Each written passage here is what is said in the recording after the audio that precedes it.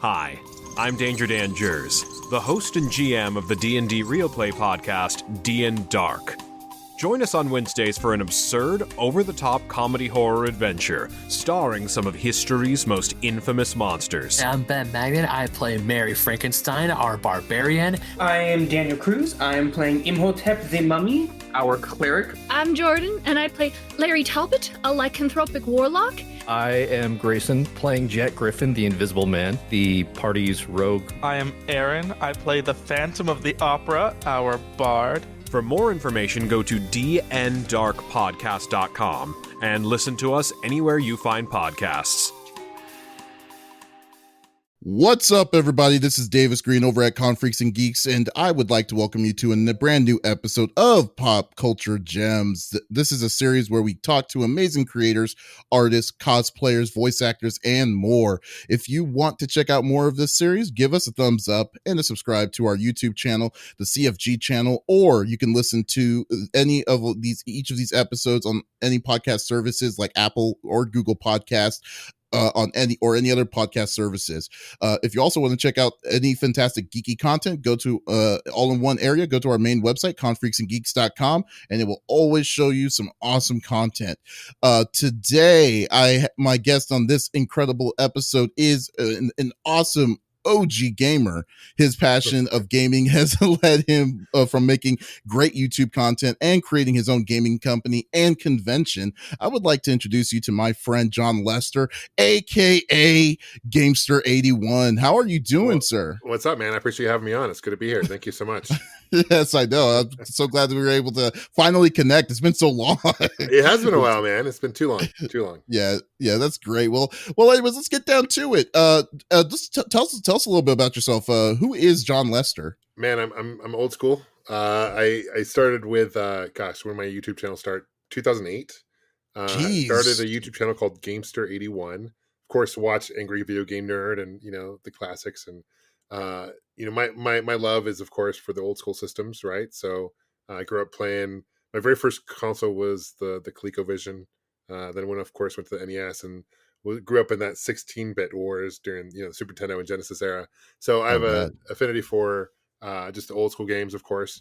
So started that channel 2008 and kind of evolved. And I'm a huge Star Wars fan, so started a spin-off YouTube channel called Star Wars Net 77, and where I cover Star Wars. My Star Wars collection is honestly bigger than my gaming collection, believe it or not, man. So are you serious? I'm serious. You know what's actually, you know what's funny? It's like, because I remember one year, I think it was when it was Star Wars Celebration was in Orlando. Yeah. I had no idea you were going to be there. Yeah, we bumped each other. That's right. I remember that. I was like, what the hell? Yeah. So I'm a huge Star Wars fan, man, for sure. So of course, started that channel and eventually got into game development. Became co-owner of a company called Collector Vision Games, which we make a lot of what people consider, I guess, homebrew games, right? For new games for classic consoles. But we just released our new game, City Hunter and the Curse of the Mayan. Came out for Switch and Steam September last year. We're also porting that to the Xbox One, PS4 later this year. And as you mentioned before, co-founded an event here in Phoenix called the Game-On Expo, which is, I kind of explain, it's like Comic-Con for gamers. It's a place for not just video gamers, but tabletop. We have, of course, anime. It's old school to modern, a little something for everyone. My God, dude, like literally the journey from like YouTuber back in 2008, like that's like what the big infantile states of YouTube. I started off a really good now. time. Yeah, for sure, man. It's grown. YouTube's grown and evolved and changed, and I still pretty active uploading videos on there, but I've met many good friends. I've gone to a lot of cons, met really cool people. I've met you through our mutual friend Neil. And so it's been fun, man. Oh, that's awesome. That's cool. I've always wondered, where did you get the name, like, Gamester81? Like, what made you? I mean, obviously, for the use, 81 makes sense, but specifically Gamester81, though. So come on. 81 is the year. I'm aging myself here, but that's the year I was born. And then my last name is Lester, and I just took Gamester and Lester and merged it. So if they were get married, Lester and Game and Lester were Gamester. That's what kind of, and kind of rhymes with gangster, I guess, a little bit too. So it just Gamester81 is how it came up to be. Yeah. That's awesome. That's great. That's great. And yeah, I know, and, you've been like, as you know, I mean, as I know, you've been an OG gamer for like a long time, Yeah. as I've known you. And but what I didn't know is like what got you into loving the world of gaming itself. So what introduced you into it? Man, honestly, dude, it was an escape for me back as a kid, right? Because growing up in middle school, elementary school, I was, dude, to be honest, I was picked on, man. So it Mhm. was a way for me to kind of escape and just kind of enter my own world. I know it sounds cheesy saying that, but I just became to love games for that. It's a opportunity for me to get my mind off of what's going on in the world. Enjoy something that made me happy, and it still does to this Mm. point. So for me, gaming is it's an escape to happiness for me. But now it's, of course, looking back on old school games, I have a certain nostalgia for it too, right? Like I have fond memories of playing games, and I love that there are new modern games coming out. They're kind of done in the old school, and I still play modern games too. Don't get me wrong, but I Mm. definitely have an affection for like old school games for sure.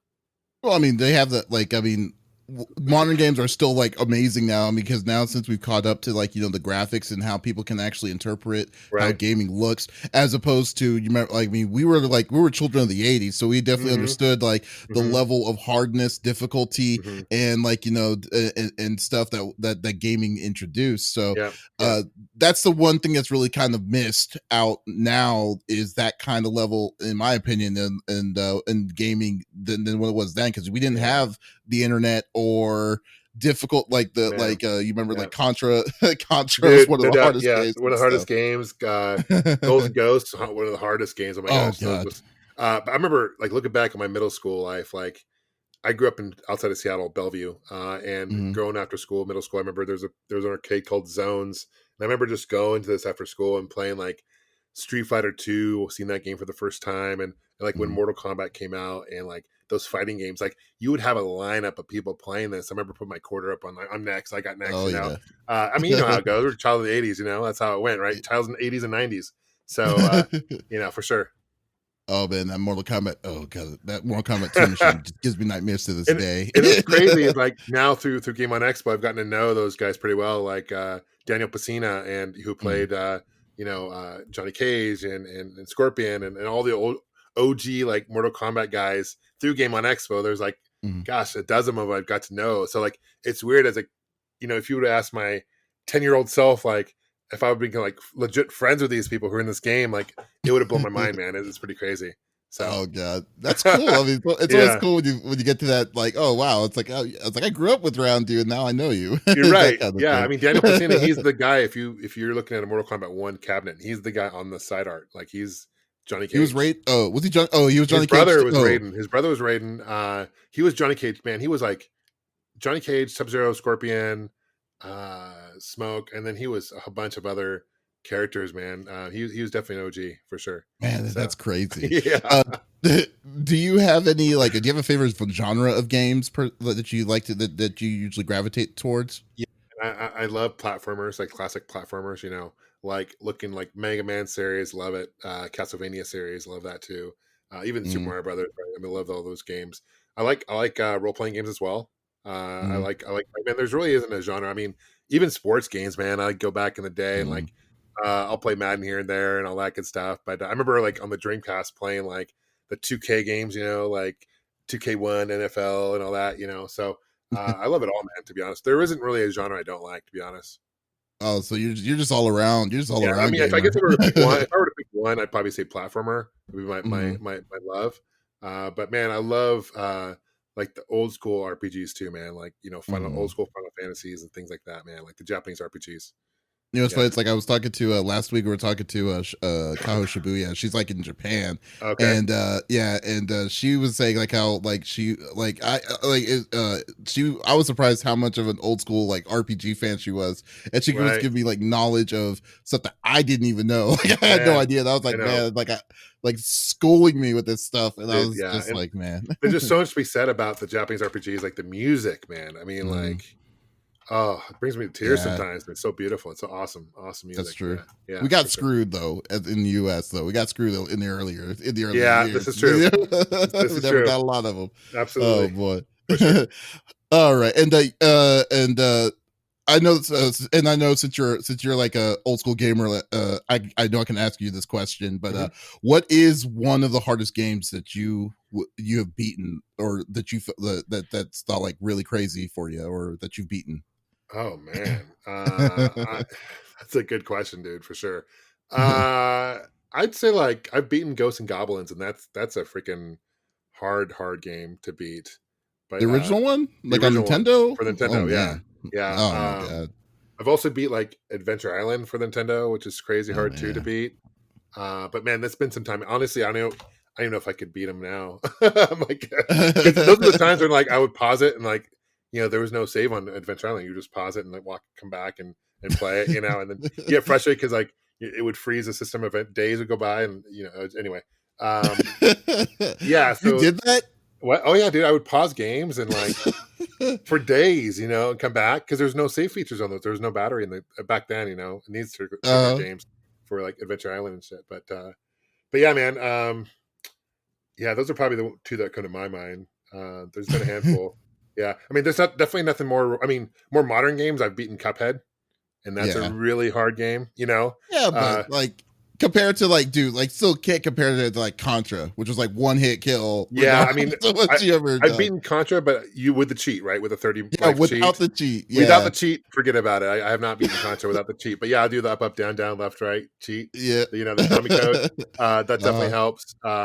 And that's just a great port to the arcade. Have you ever played the Contra arcade port? I've never played the Contra arcade port. I've been wanting to. Yeah, man, I've heard it's difficult, really difficult. It is hard. It is hard, and it's one of the rare situations. I think the Nintendo like is a better port than the actual arcade. Although the arcade's not bad, but like I just remember playing the NES port. I think that's more well known than the arcade itself, right? So kind of one of those interesting, unique situations where the port is actually better than the original game.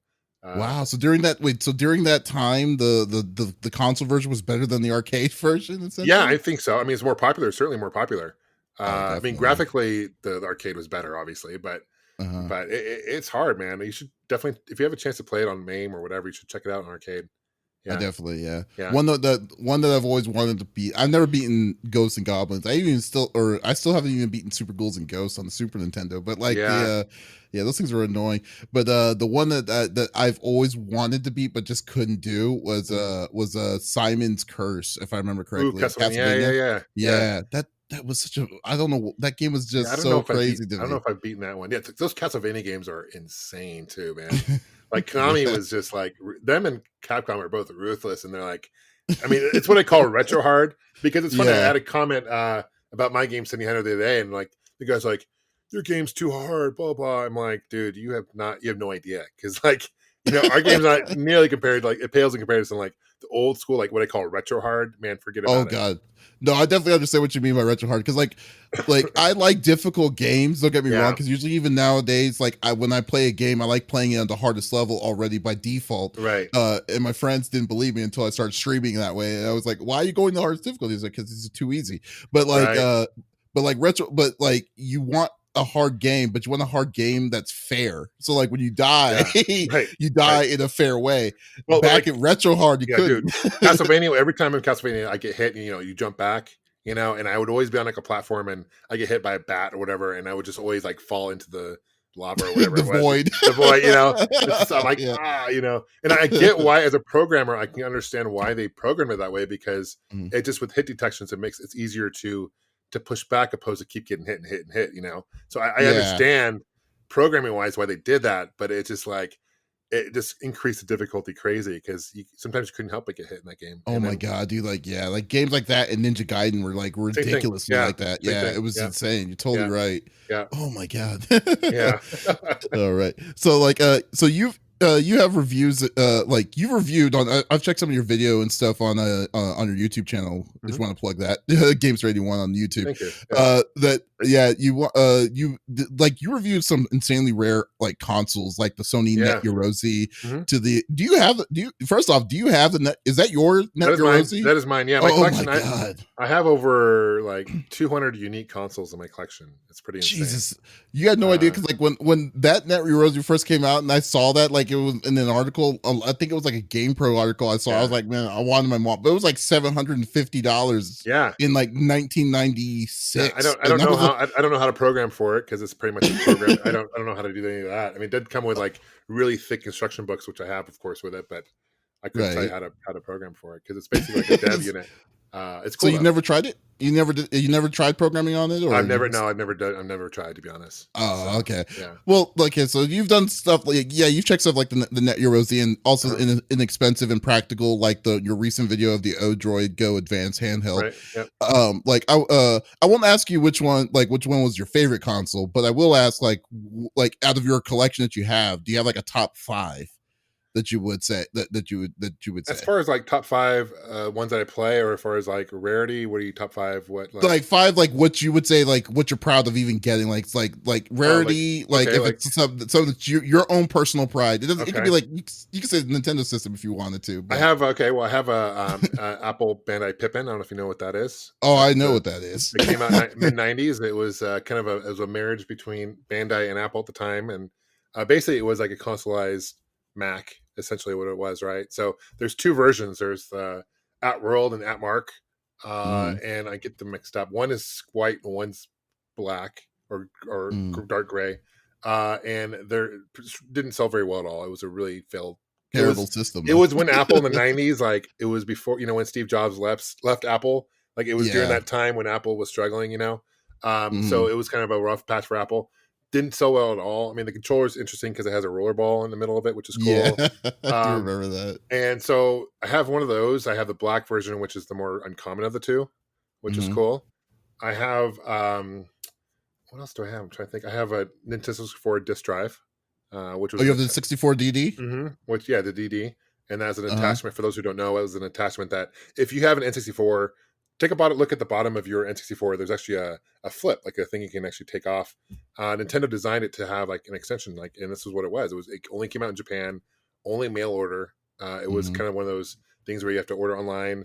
I think they only sold like 60,000 of them. They didn't sell very well. Not a lot. It was terrible. Many. Although like I went to, I'm sorry to interrupt, but like I went to Japan last year and I had the chance to go buy one because I went to to Super Potato, and I was like, man, I really want to get it, but they were charging. It was like $600-$700. I'm just like, man, I want to keep it.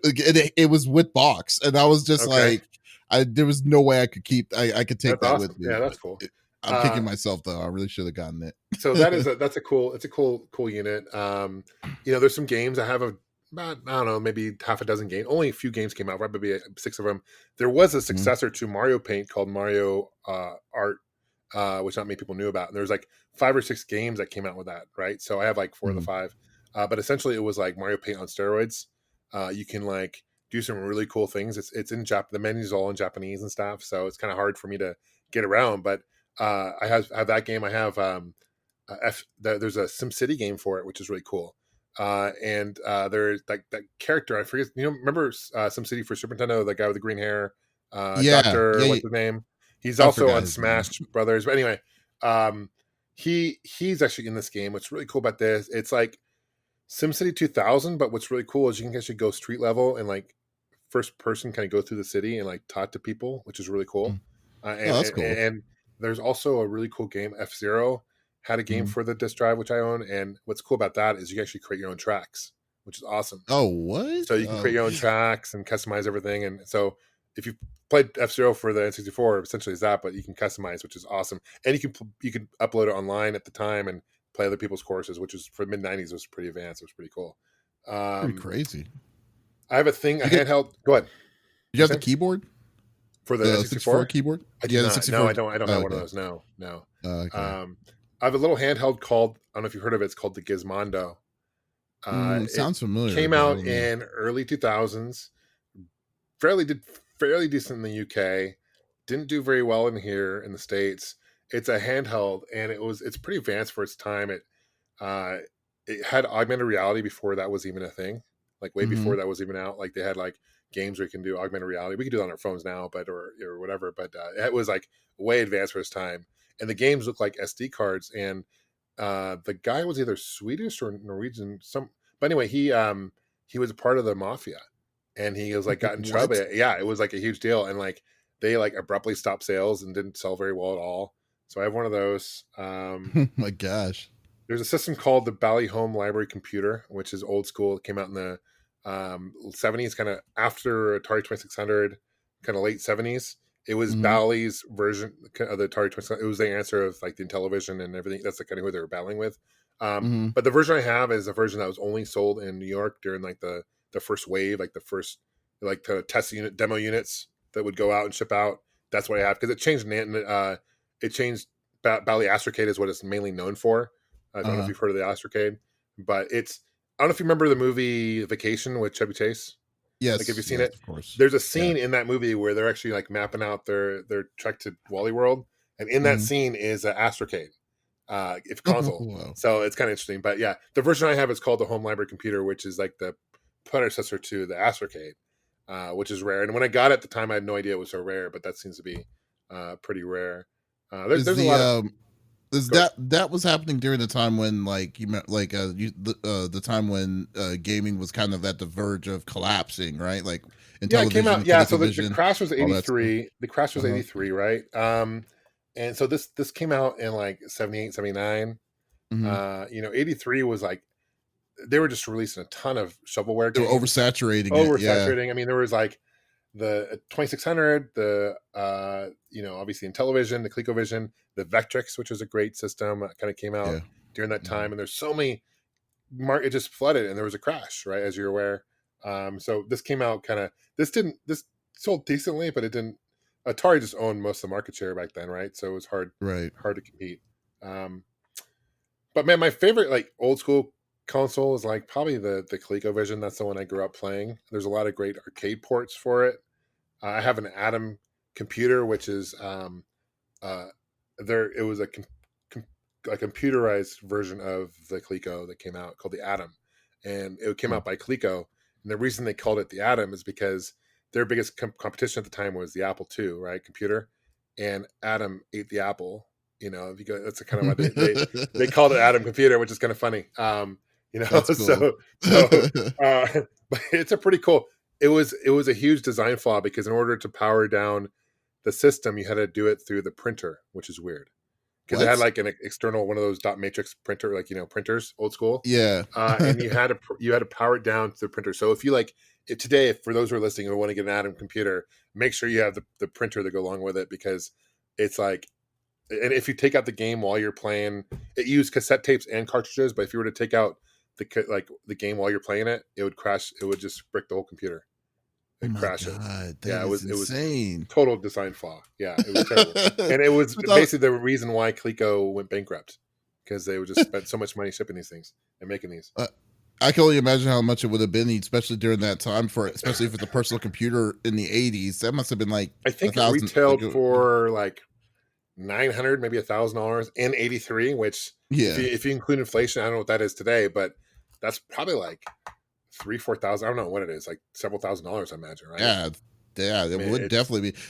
You're literally that kid. You would literally be that kid to be like, yeah, his parents gave you everything, if you had one of those. That's crazy. Yeah, man, that is so insane. I still have my original Apple II computer and my Mac, like the old school, like black and white. Remember those first model ones? I still have those.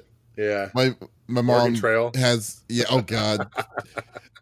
I'm like, it's like I can never beat that game straight. I was so terrible with that. That and Where in the World's Carmen Sandiego. Oh, that game, you come to the encyclopedia and you're like, I don't know what to look for, and yeah, totally. Oh my God. Or the point and click games, like the Sierra games, like King's Quest, like King's Quest, yeah. Open door. Oh shoot, what the heck? That's not working. Pick up. No, that's not the right adjective. You try to like type in the right. You have to type exactly the right phrase, or otherwise the exact phrase. Yeah, not because it was too stupid to figure out. Like, he meant open the door. Yeah. Okay, move door. Oh, move door. Okay, that works, but open doesn't. It's like It's like, who says it that way? Yeah, it's so Right. crazy. Oh man. So like you said before, like you you released your first games last year, Sydney Yep. Hunter. Mhm. Now that the game is out, how would you rate the process? I mean, because you're not, I mean, this was your first go at, like, Yeah, man. the process Yeah. of gaming, Yeah. So like, how would you rate the process from its incubation state to getting it out on e-stores and Mhm. manufacturing and stuff? Like how would you rate that? Like, It how was was that? long.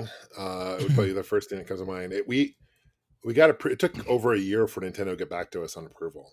Are you And serious? yeah, man. Wow. And like even right now, we're going through Sony right now, and it's like Sony is slow. I don't know, maybe it's because of what's going on with COVID. I really don't know, to be honest with you, but they're very slow with getting back, which is kind of frustrating. So slow. So you have to be patient for sure.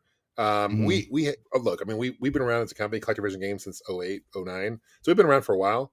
But we're primarily been making like homebrew games, right? Like our primary thing is like new games for the ColecoVision or like for the NES and stuff like that. So marketing and creating a game for a console, old school console, is very different than on a modern platform. So we really had Mhm. no idea expectations wise how many sales we'd make. Like honestly, we were like, oh, we're gonna sell millions of copies and be rich, and that's not the Mhm. case, right? So it's just like Right. the way I look at it now, it's a marathon, not a sprint. We have to Mhm. like keep pushing. I'd say like when we do sales is when we make most of our sales. To be honest, I think people are very price sensitive, Yes. and when it comes to gaming right now, and so I can understand that certainly. So it's just a Mhm. matter of like getting the name out there, and we're not like we don't have a major publisher behind us. We're totally indie. Like we all have our day jobs. We're like so we're all trying to put our own blood, sweat, and tears into this game project. So we spent 5 years on this game. So Oh. the good news is the reviews have been great. Like people who are playing it, like if you go on Steam right now, I think it's got like a 90% rating out of like 40 plus. It's got 92% out of like 45 reviews, which is great. So I'm very proud of the fact that people who are playing it love it. It's just a matter of getting people to play it and give us a shot, to be honest. So Yeah, I mean, and I definitely had the chance to play it too, and yeah, it is definitely a really fun game. thank you, I will thank definitely you, attest to that. But thank like, you. I guess the biggest issue, like I've always wondered, because like you're not the first person that said that Nintendo was kind of slow when it came to that Hmm. to their Hmm. eShop and stuff. Hmm. So I was very curious about that. I was like, how long did you have to wait? Is this not something that you could I just mean, it say, took a oh, good. it's gonna be done by the end of the year? It took a good year, and after once we got a rep, it was a little bit better because we had some like a Mhm. contact person. But even when the Mhm. game launched, we're like, "Hey, Nintendo, can we get some love? Can you like put our trailer on your Facebook or tweet us out?" And no Mhm. love there, right? So unfortunately, and we tried reaching out to IGN, we tried to reach out to like you know Kotaku and all these big sites to try to get them to Mhm. like try our game out, and no luck. So we eventually brought on our PR firm, who was the same PR firm that was behind like they did like Shovel Knight and other Mhm. games. So they had some, but they're not cheap because we had a retainer for 6 months, and Oh uh, man. and by the time we launched our game, it was almost too late to really get any good publicity for it. Because once the game's out, like I feel like people don't really care much about it, to be honest, as far as media goes, which kind of Mhm. sucks. So the good news is that we are releasing a physical for Switch, which is awesome. So we're working with a third party there, and that should be hopefully fingers crossed, we'll hopefully be announcing that next month Mhm. officially with some more details. So that's exciting. We're also got Xbox One and PS4 coming out soon. So we've got some other things that we're going to be going on the Apple as well platform. So we have some really exciting things in the works for this game. So it's certainly not over. Mhm. And like I said, we're in it for the long haul. That's awesome. So fortunately, yeah. Hmm. Oh, that's cool. I mean, good. Definitely glad Yeah. Thank that's you for playing coming it. up for you. Thank you for Oh yeah, playing no it. Yeah. problem. Yeah. Well, yeah, I saw that you streamed it one time, and I was like, and I knew that you were promoting it like crazy at Yeah. the events, and I was like, I Right. gotta try this out when it comes out. So Yeah, no, thank you. definitely, It's we put definitely. our blood, sweat, and tears in this game. I'm at the end of the day, I'm very happy the way it turned out. I wouldn't change it for the world. Story, I think, turned out great. I think people really comment on the music. The controls are solid, firm. So it's I wouldn't change anything about the game. To be honest with you, the only thing I would change is just getting the word out. And that's Oh just yeah. going to come in time. And look, there's been games, a lot of great games. We're kind of under the radar right now. I mean, we're kind of what I call. I'm going to steal a quote from my good friend Jason. Hidden Mhm. gem, is what he likes. Metal Jesus Rock says. So it is Yeah. kind of a hidden gem out there for modern platforms, which is fine. And it's just if we can get someone to like who's got a good following who can cover it, I think it'll blow up from there. So it's just a matter of time. Okay, yeah, it sounds cool though. Yeah. Well, definitely rooting for you on that one. Thanks, Definitely man. Appreciate it. What gave you the drive to get in the world of game development after hearing how brutal it was, or it could be, Yeah. So I don't know, man. I'm just passionate about games. I got involved with CollectorVision games. Long story short, I used to do a series called Retro with Joe with my neighbor who owned the site Atari2600.com, and it's a shop where he sells a bunch of games online. And I used to go over his house, and we used to talk about games. In one episode, we used to talk about was on homebrew games. And at the end of the episode, he's like, "Have you ever thought about doing your own game?" I'm like, "I don't know what I would call it." He's like, "Just call it Gamester81 the video game." And we just kind of laughed. And sure enough, he went on to Atari Age and got connect with people, and we released a game called Gamester81 the video game for the ColecoVision. And sure enough, it was CollectorVision who released it. So I got to know the guys really well, and they asked me to join the team. And after that, because we got along really well, and I've been with him for 7 years now, 8 years. So, started getting into the modern gaming, and like I said, we really didn't know what to expect. But at the end of the day, we do it for passion. We do it for fun. It is frustrating. Steam, it's hard because there's so many games out there on Steam. You just get lost in the mix. It's a dumpster fire on Steam, to be honest with you. It's a giant dumpster fire. It is, yeah. So it's tough. So. Yeah, definitely. I mean, go ahead. No. I'm sorry. I thought you were done. But no. My only last point was let's just say I'm glad I haven't quit my day job at the end of the day. I don't know, man. If you're doing this for a living, and it'd be very, very difficult, I think, unless you can catch fire, you can get someone to cover it, or get that exposure. But yeah, it's tough. Yeah, have a good back, and how Cuphead was when it was in its development stage. Microsoft decided to say, "Hey, we'll put some money back on this." Right? Then, Kudos to and whenever I hear stories about that, like Cuphead or Yacht Club games with Shovel Knight, man, I tip my hat to those guys. And actually, what's really cool, the CEO of Yacht Club Games called me, because I reached out to him and about my game and my experience. Because to be honest, I had a bad experience. We were going to be on a platform. I won't say what platform, but we had a pretty much an agreement signed, and they were like, "No, we don't want your game anymore because we see that it's not selling as well as we thought it would." And I'm like, "Wow, really? Okay."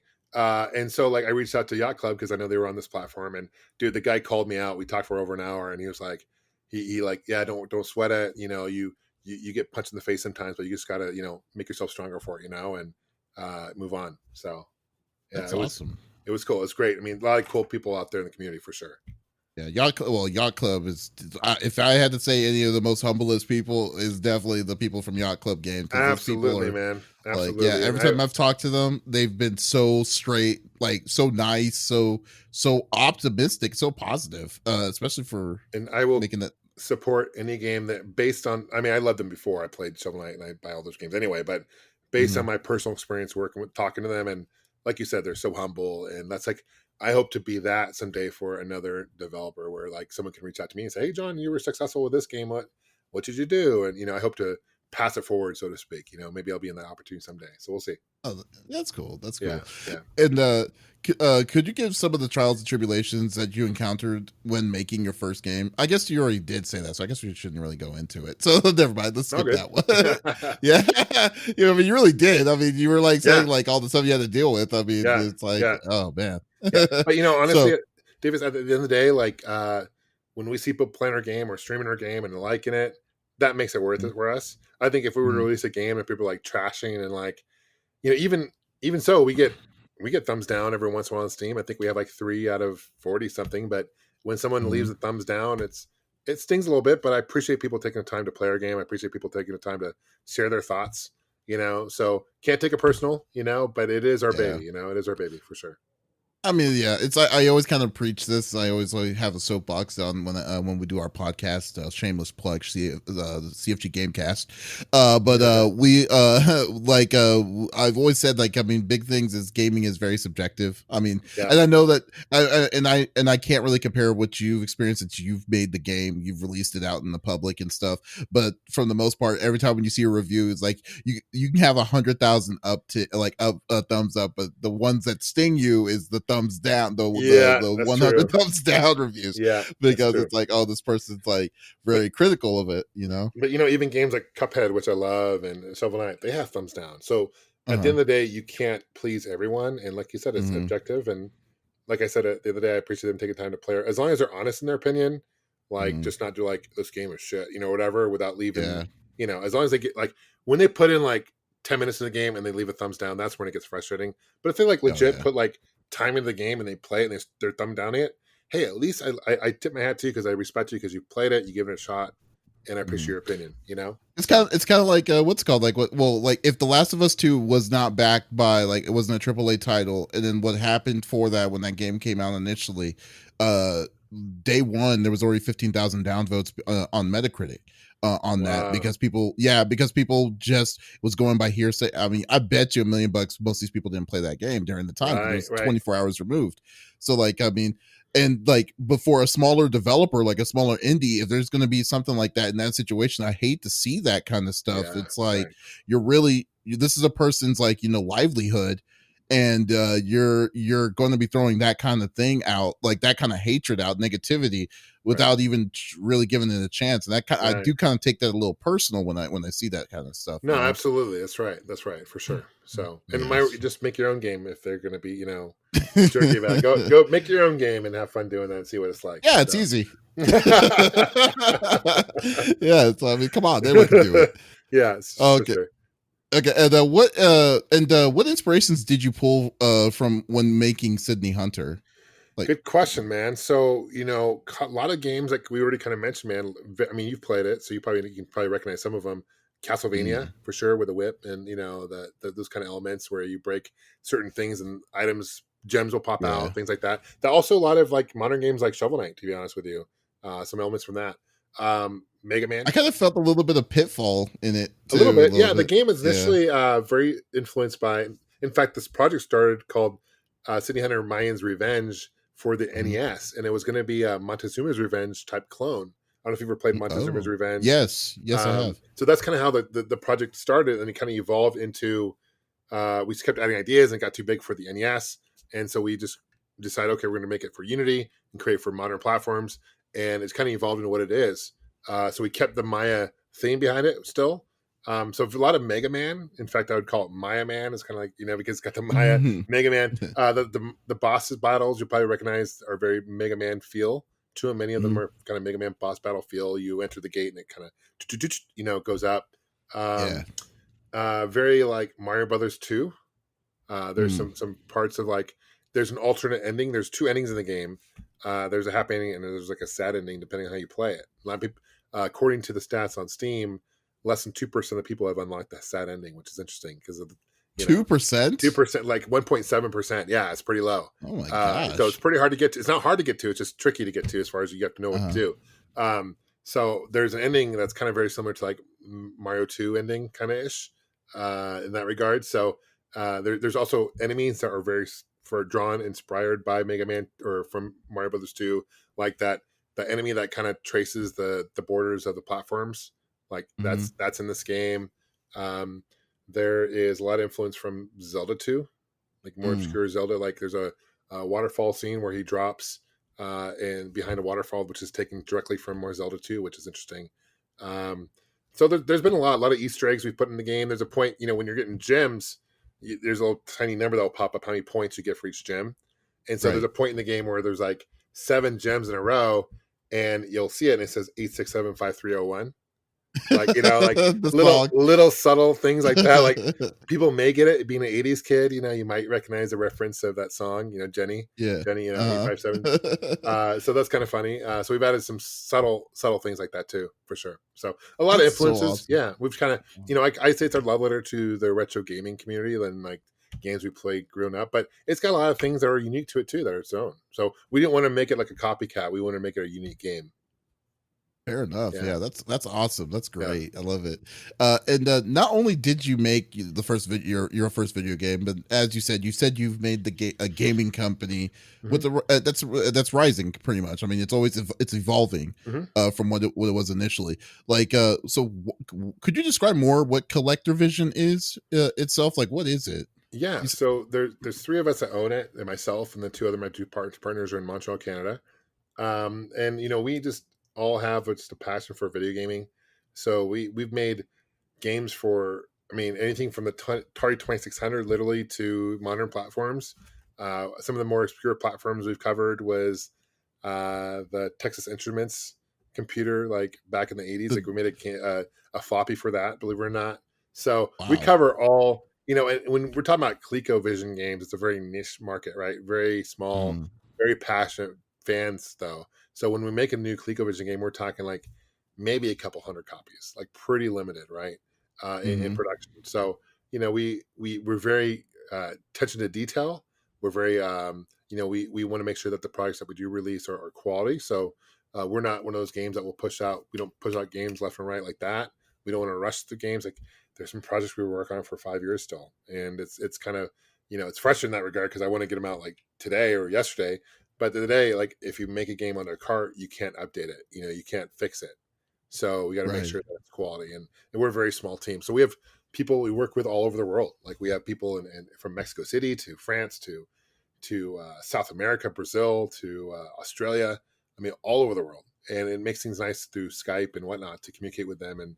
And so it really is truly a world company. Like we have people from all over the world working with us, and so you know, it's I'm proud of what we've accomplished.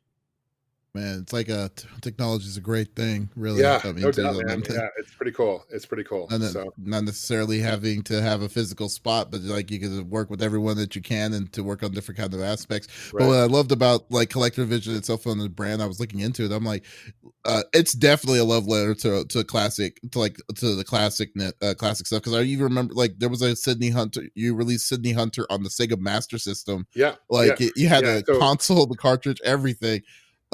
For it, like right here next to me, I have Sydney Hunter Super Nintendo. Right, this is called Caverns of Death. So literally cart manual. So we have there's several different Sydney Hunter games. So it gets kind of confusing because Sydney's kind of our Mario, I guess, if you like. He's our mascot. So we have Sydney Hunter and Shrines of Peril, which came out for the Sega Master System. You mentioned that came out for the Intellivision, came out for the Commodore 64, both floppy and cartridge for Commodore 64. We have a port we're working on for the original old school Game Boy. We have a port for the MSX we're working on as well currently. So that's cool. And then we have Caverns of Death, which is another game, which is for Super Nintendo, but we also have a Genesis or Mega Drive version. We also have a version for, it's hard to keep track of all this, man. There's like so many different for the Nintendo Entertainment System. So literally, it's a character that really transcends like all platforming, whether it's like old school or modern. Like Sydney's on there, which is cool. So we taken some, like for example, in Curse of the Mayan, the modern game, the game version, there was a lava boss in the game that we initially were going to put into the Super Nintendo, make it a boss in this version. We couldn't because of limitations of the hardware. Like the sprite was too big. It was just limited with what you could do. So we took him and used him for the new game, which is cool. So kind of recycled that. Awesome. Yeah. And it's really awesome, man. It's so crazy. And then like, even though still, I mean, on top of that, like publishing wise, I mean, Acclaim is under the title with so we actually own the Acclaim trademark now. Yeah, back in 2015. Yeah, back in 2015 we applied for it, and we got it from federal trademark. So we can't make any new game. Like we can't take the old IPs. Like we can't release like NBA Jam or anything like that. You know, obviously. Yeah. But we can create new games legally using that trademark. So we debated to like whether it's Curse of the Mayan, like to put Acclaim on there. At the end of the day, we decided not to because we want to make our name for ourselves. Right. Fair enough. But for like retro gaming, like we will, like for the Sega Master System, we do slap the trademark on there because it's like old school, you know, like it kind of has that feel, right? So it's part of its history. It's part of its history, exactly. So we want to be sensitive to that, but we also want to make a name for ourselves when it comes to modern, because people would just see it as a PR stunt. They're like, oh, Acclaim, you know, that's not the same Acclaim. So we didn't want to. We wanted to be sensitive to that for sure. Yeah. That makes sense. Yeah. That makes sense. Yeah. And with your knowledge in gaming itself and the things that you've created on YouTube, and now creating your game company, like what more are you wanting to do to spread like your love for gaming? Because it's quite clear you're very passionate of of being a gamer and just like being creating your own games and stuff. Like what more are you looking for in the future on your path for this? For as far as gaming in general. Well, yeah, just sort of in general. Like, I mean, if you're Yeah. wanting to make an arcade eventually, call it Gamesters Arcade or something. I want to get, we haven't talked much about Game-On Expo, the convention I started. That was 2015 was the first year. I know you've been to it in the past, and that's my baby as well, man. And I really love to get that to the point where it's like right now we're kind of getting there locally in Phoenix. I feel like people are starting to really get it, and like, oh, they've heard of it, but we're still not there in name recognition. I want to get to the point where years down the road, it could take a decade, but I want to get to the point where like people start talking in the same breath as like PAX, or talking the same breath as like, I know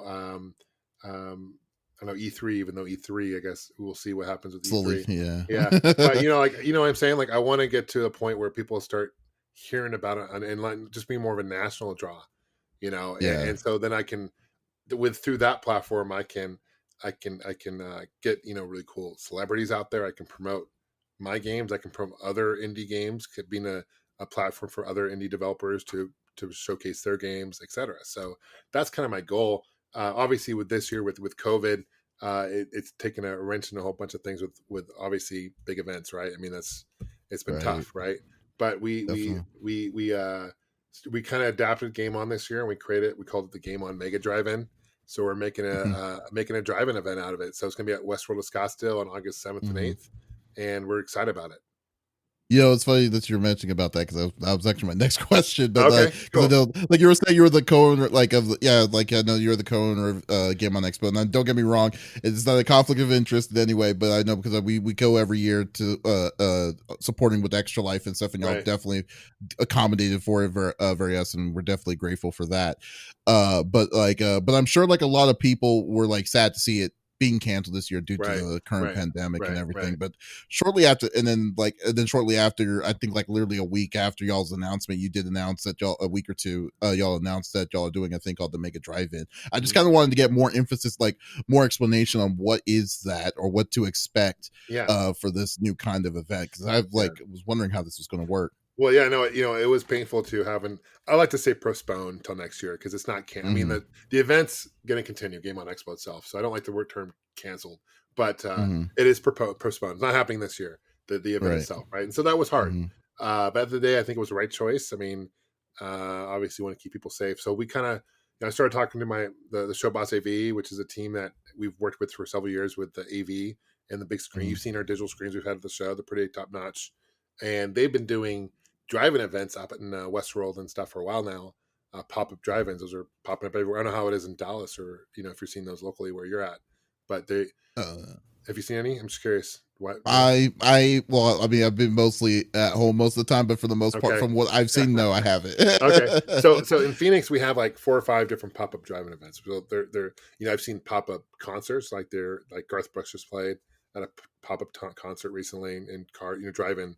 So we kind of took that idea and we're like, we started brainstorming, like, what could we do that'd be kind of fun but safe? At the end of the day, we want to keep people safe. And so we started thinking about it. We're like, it'd be really cool to like do kind of a drive-in style event. People can go and watch, like, we're on Friday, we're going to showcase The Wizard, which is the Fred Savage 1989 Mario 3 commercial, basically what it is. It's a movie, but but yeah, so we're going to show that. We're going to do we're going to have a live band. We're also going to do a Smash Brothers tournament as well, all on the big screen, and in the comfort of your own car, which is cool. And then like on Saturday, I'm really excited about this. There's a movie called Max Reload in the Nether Blasters, which I don't know if you've heard of or not. I'd be surprised if you've heard of it. It sounds familiar, actually. I'm trying to see if I can find something on it. It's filmed here in Phoenix locally. It's produced here. It's got Kevin Smith. There's Will Wheaton's got a part in it. It's got Greg Grenberg, he was in like Heroes and Star Wars Episode 7 and 9. Anyway, it's kind of like, if you ever seen like what's that movie? Ready Player One. You ever seen Ready Player One? Like that? Okay, so it's in the very similar that vein, that very similar style of Ready Player One. But the premise is like this guy gets this old school ColecoVision console, and there's this game that he finds, really rare games like he finds that it's a virus and like people turn into zombies, and it's just kind of really funny. And it's actually it looks really cool. So we're gonna be the first spot to play Oh, that. it comes out August 7th. It's okay, I see. So it's like going to be, it's a grand This is the grand reveal. This is the reveal for it. Yeah, this is going to be the red, if you want to call it the red carpet. This is going to be the big review. So I'm hoping to get the word out about this event. Letting people know about it. We're taking steps to make sure people, of course, are safe, and people have to be in masks when they're not in their car, going to the restroom, etc. With the tournament itself, like the Smash Brothers tournament, we're going to place obviously separate each console, but they're going to play head to head, so not playing next to each other. So like if I were to play you, you'd have to sit, 3 or 4 feet back from the screen. I would be the same. So you're at the end of the day, we're like 10 feet away from each other, right? So we're really going to encourage people to bring their own controllers as well. Just we'll have a few available to rent that we will sanitize, of course, between each use, but we want to make sure people bring their own. That's probably the best thing, So yeah, I think it's going to be unique. There's not really a gaming event like it in the country. From what I don't know if you've heard of anything. I mean, you're pretty well in tune with definitely not. Yeah. So to my knowledge, it's the first thing like it in the country. I think it's being pretty well received so far. People are pretty positive about it. It's a way for us to keep the Game On name out there, and there aren't any like quote geek culture events going on really through the end of the year. Sabo got canceled or postponed, and so it's just kind of, we're doing like a virtual cosplay contest. So for those who want to submit videos of them and their cosplay, because people spent hours making their cosplay, so we want to give a platform for people to be recognized and have fun. And, so we're going to play that on the big screen. So it should be fun. It'll be unique. It's going to be totally different than your typical con though. We're not going to have a vendor hall, there won't be any major guests, so it's going to be, when you're there, you're going to be in your car or by your car in your area. Right. So we're going to space the cars apart. But it's going to be outside. So God willing, hopefully the weather holds up. I'm hopeful. It should be a really fun event. Yeah, I'm really excited for it. No, it sounds like a real, I mean, like it's definitely very creative. Something that I was, the stuff that I have seen and the stuff I have read about it, I was like, this is very interesting. And like, it is one of a kind. I've never really heard of any other kind of gaming event that's doing something like that. Kind of outside the box, right? It's not your typical driving event, because and drive-ins are fun. Don't get me wrong. I like going to see a movie, and it's fun to see. This is a nice digital screen, but we wanted something interactive. And like when it's your turn to play your tournament, we're going to text you. You have to stay in your car, so it won't be a situation where you, like normal pre-COVID world, you could have people around you watching how you play. That's not going to be the case here. This is going to be people watching from in their car or by their car. So yeah. I'm definitely looking forward to seeing. Is it going to be streamed in any? I guess it's not really a way to stream it since it's going to be outside. I'd love to, but there's not any high Wi-Fi there, unfortunately, because it's outside. Yeah. Otherwise, I mean, we'll record it, or maybe we'll stream it live later, or record it later. But it'll be interesting. Oh, I'm definitely wanting to see how that is, or I'll try my best to promote it as well, because unfortunately I would have to be there in spirit, but no, for the most part, you will be, man. You will be for sure. So you absolutely will be for sure. Yeah, but it's but no, that's a really cool. It's a really cool idea. Like I would definitely dig in that. And I was really bummed when I heard the postponement of the convention itself, because like every year, like I said, we usually like to come down, we do our extra life thing and stuff. The auction. Oh, the auction is the one thing I really miss. I love going to the auction. Yeah, the auction, but, the auction is fun time, and fortunately, it's always fun. We won't be doing an auction here at the. But it's definitely, but overall though, the brand Game-On Expo is definitely rising up though, because like, thank you, because it's not something there wasn't something of its kind. I mean, would this have been its 4th year or 3rd year? This would be the 6th year. So we started. We started in 2015. First 2 years it was in the Mesa Convention Center, and then we moved to Phoenix Convention Center the 3rd year. So the past 3 years we've had it at the Phoenix Convention Center, which looking back on it, we probably could have stayed in Mesa one more year, but we would have had to make that jump eventually, and it's hard going from one venue to the other, because it's a big jump, right? Going from like I think we were at like last year we had almost 100,000 square feet, where in Mesa, I think their max is like 15,000 square feet or something like that. Wasn't So nowhere near as it's big, nowhere near as big. And you've been to Mesa, man. You know the layout. Of and the that place. layout's weird. It's And weird, yeah, man. There's so many nooks and crannies, and trying to get to yeah, the panel rooms and stuff. So and it's a trek. I have fond memories being there. The Phoenix. I will say this about the Phoenix Convention Center, man. They've been amazing to work with as far as getting out of this year, because we have contracts, and it's.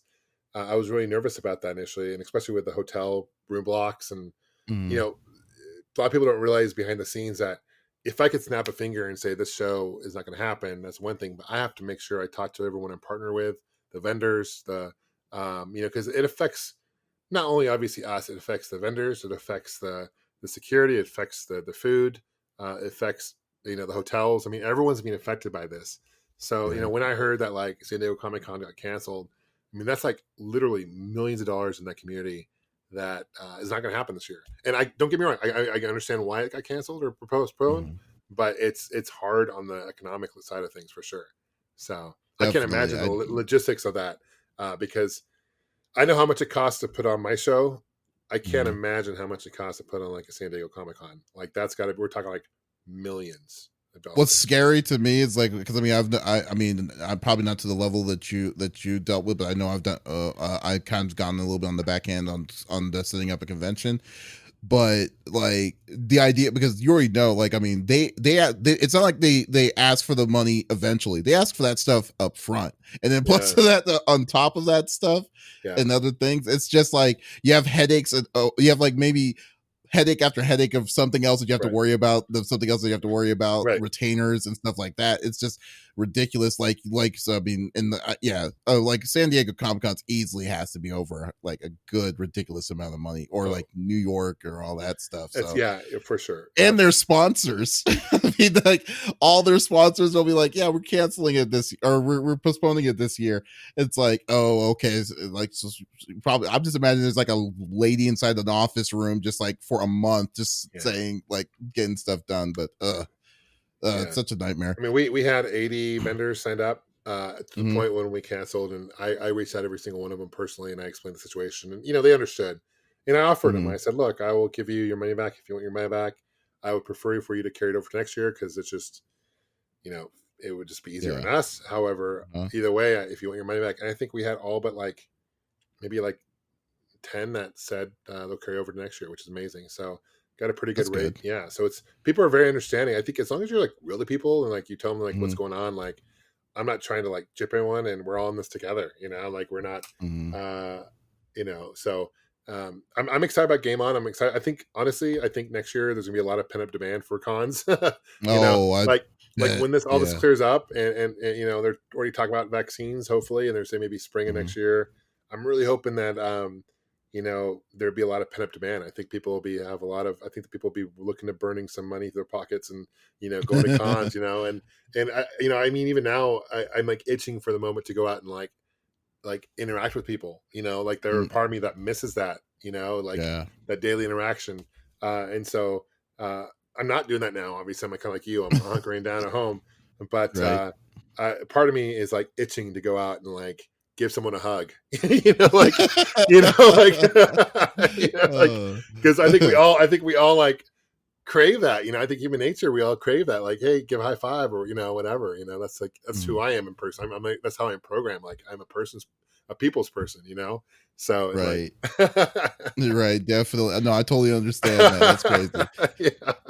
So I got go ahead. I was gonna say, I got like one more question for you. Sure, I of course. just like want to know, especially the so like next gen consoles were literally like on the cusp for the next gen. Yeah. Actually, it's more like a 2-part question. Are you the kind of person that likes to buy day one, or do you kind of wait for it to go? To go for it, or I am a Gen 1. I'm a first day buyer. I've done that since going back to like the Dreamcast, or no, even the N64, man. I got day one. I was lucky. I was like one of those lucky kids. Got the N64. Wow, that's really good. Yeah. So no, I am a day one. However, with a caveat, I think they're going to be really hard to find because generally new consoles are hard to find in general. Like going back to like when the Switch. But look at the Switch now, man. Like they're not making them. China's been affected, right, with production. So like I feel like when the PS5 does come out, like it's going to be really hard to find because I there's going agree. to be that demand, but there's also going to be that lack of production.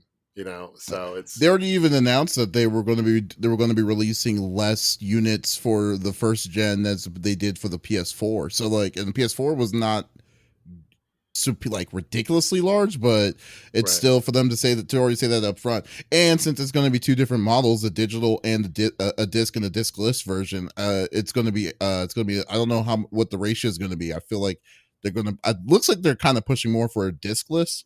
But being me, I'm going to have to get the disc. I need to get a disc. I agree version. with you on that, man. I'm all for physical. And, it's funny. I get people ask me, if I had $1 for every time someone asks me, is City Hunter coming out for physical Switch?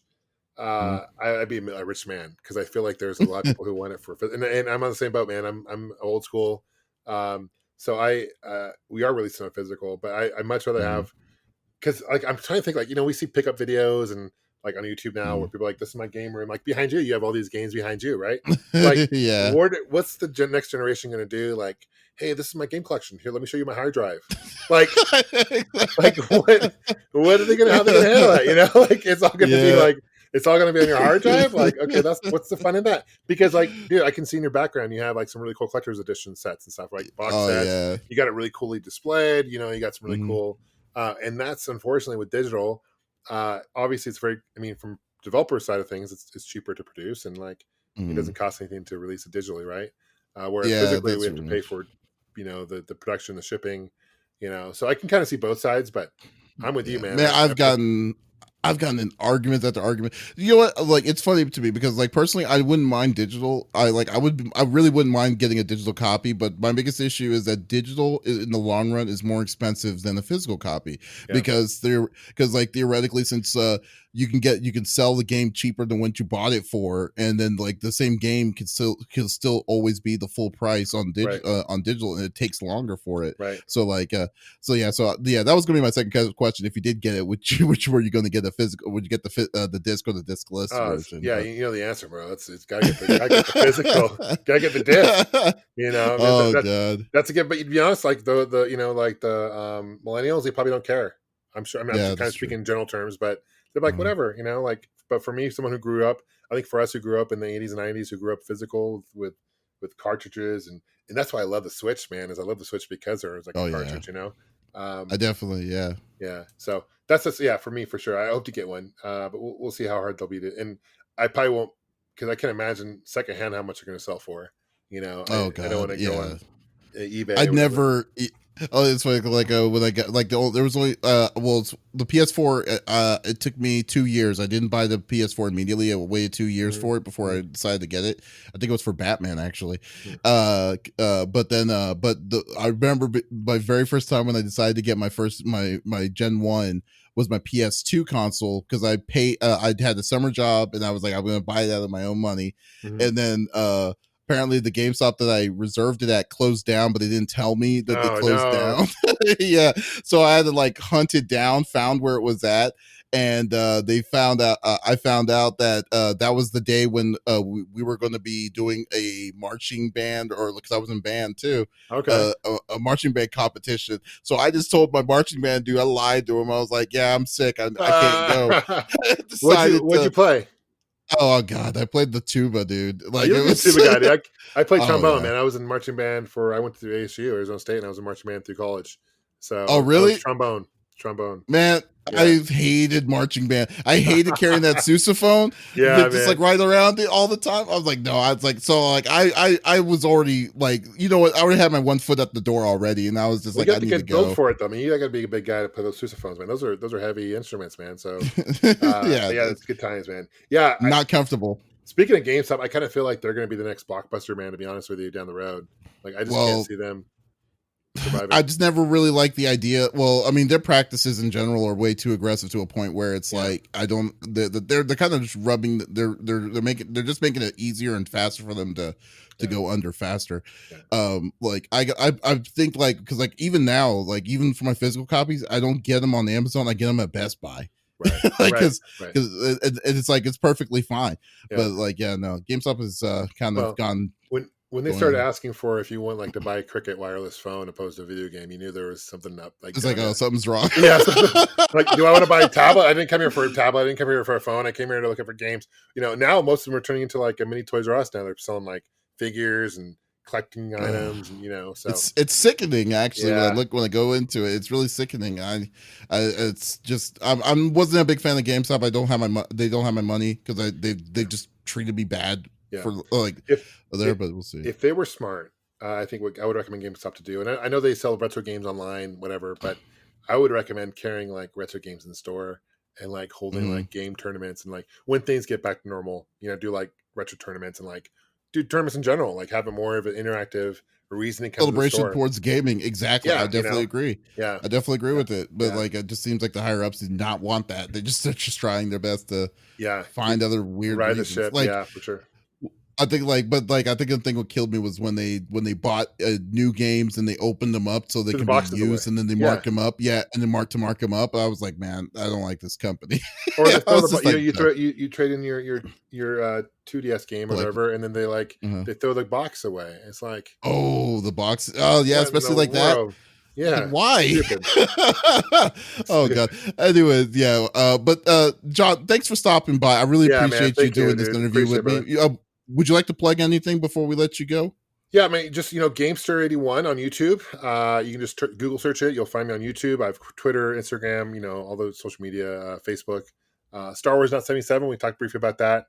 Collector Vision Games, Collector Vision on all social media platforms for the most part, as well as collectorvision.com is kind of where our gaming is. And really Game-On Expo, right? So GameOnExpo.com. We also, for those who are interested about the drive-in event, it's called GameOnDrivein.com or GameOnMegaDrivein.com, either one.